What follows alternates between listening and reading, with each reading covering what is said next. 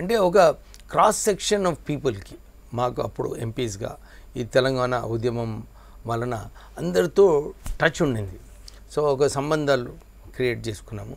అంటే ఇవన్నీ తర్వాత తెలంగాణ వచ్చిన తర్వాత అదొక తృప్తి ఉండే అన్నమాట. ఎస్, మా ఏదైతే కష్టపడ్డామో దానికి అంటే ఒక కాజ్ కోసం మీరు ఫైట్ చేస్తున్నారు, ఇర్రెస్పెక్టివ్ ఆఫ్ పార్టీస్. అప్పుడు రాజకీయాలు ముఖ్యం కాదు, పార్టీలు అంతకన్నా ముఖ్యం కాదు, తెలంగాణ కాజ్, తెలంగాణ రావాలన్నది. బట్ మీరు చేస్తున్నారు, మీ ఫాదర్ మీ కాక వారసత్వాన్ని పుణికిపుచ్చుకొని రాణించారు. తెలంగాణ వచ్చిన తర్వాత మీ లక్ష్యం నెరవేరిందా అని మీరు అనుకున్న తెలంగాణ వచ్చిందని మీరు అనుకుంటున్నారా? అంటే అప్పుడు అందరు కూడా ప్రజలందరూ కూడా అదే అంటున్నారు. చాలామంది మమ్మల్ని కూడా తిట్టినారు. అరే ఏంది మీరు ఇంత కష్టపడి తెలంగాణ తెచ్చుకున్నారు, రాష్ట్రం అంతా కేసీఆర్ చేతిలో పోయింది. చాలామంది అడుగుతూ ఉంటారు. మొన్న కూడా పార్లమెంట్లో ఇదే చర్చ జరిగింది. అంటే మేమందరం కూడా తెలంగాణ బాగుపడుతుంది, తెలంగాణకు ఒక మంచి అవకాశం ఉంటుంది, ఈ ఆపర్చునిటీ ఏదైతే 10 సంవత్సరాలలో కేసీఆర్ కుటుంబం ఏదైతే ఈ పరిపాలనలో మర్చిపోయినారు తెలంగాణ ప్రజలకి ఏం చేయాలి, ఎట్లా కరప్షన్ లేకుండా ప్రజల సమస్యలు చూసుకొని ప్రజల కోసం పనిచేయాలని చెప్పి ఆ దారి మర్చిపోయినారు.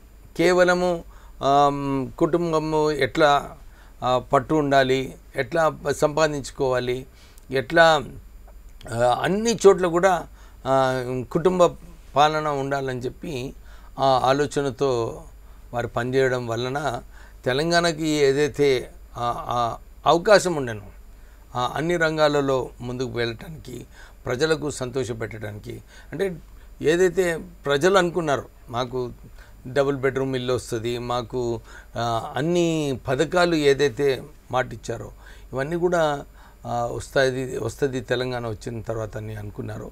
అది అందరు అన్ని. కానీ వివేక్ గారు తెలంగాణ కాజ్ కోసం, తెలంగాణ సాధన కోసం ఒక ఎంపీగా ఏ విధంగానైతే మీరు ఫైట్ చేస్తున్నారో, తెలంగాణ రాష్ట్రం వచ్చిన తర్వాత ఒక 5 ఏళ్ళు చూసిన తర్వాత 6th ఇయర్ నుంచి డెఫినెట్గా కేసీఆర్ దిగిపోవాలని అంతే స్థాయిలో ఫైట్ చేస్తున్నారు. ఎందుకు అట్లా? అది నేను ఇప్పుడే చెప్పాను కదా, ఒక ఆశ ఉండే ప్రజలకు న్యాయం అవుతుంది, ప్రజల సమస్యలు మంచిగా చేసుకుంటారు. కానీ అక్కడ అంతా కుటుంబ పాలన, ఇంకా ఏదైతే అవినీతి జరిగిందో దాని వ్యతిరేకంగా కొట్లాడేది అవసరం ఉండే.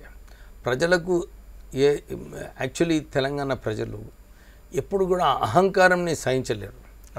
అహంకారం వచ్చేసింది కుటుంబంలో. మేము ఇష్టం వచ్చినట్టు చేసుకుంటాము, మేము ఏది చేసినా కానీ ఎవరు కూడా ఎదురు రావద్దు అని చెప్పి ఆ ఆలోచనతో వారు పనిచేసినందుకు నేను ఈ స్టాండ్ తీసుకోవాల్సి వచ్చింది. చాలా నష్టపోయినాను ఈ స్టాండ్ వలన. ఫ్యాక్టరీ బంద్ చేసినారు, మా మీడియా సంస్థకి యాడ్స్ రావాలి అది బంద్ చేసినారు. ఇవన్నీ వచ్చినప్పటికీ కూడా నేను ఆ నిర్ణయం తీసుకున్నాను.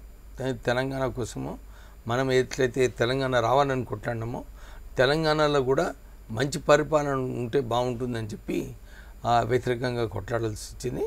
I'm satisfied. ఈ 2023 రిజల్ట్స్ ఏదైతే వచ్చిందో అదొక ఏకైక లక్ష్యం ఉండే.